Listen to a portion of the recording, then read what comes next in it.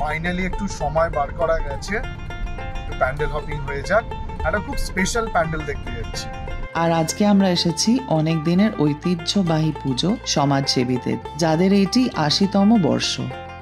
দুর্গা প্রতিমা ভীষণই সুন্দর, ছিমছাম অথচ মায়াময়ী। 1946-এর রায়েটসের সময় এই পাড়া দাঁড়িয়ে উঠেছিল প্রতিটি মানুষের জন্যে। আমাদের অঞ্জলি দেওয়া হলো, তারপর ভোগ না খেলে কি হয়? দেখলাম ভোগ তৈরি হচ্ছে, তাও আবার গোবর্ধন ঘি দিয়ে। পুজো দেখতে এসেছি, ভোগ খাওয়া তো হয় না। আর কি ভালো খেতে না। অপূর্ব।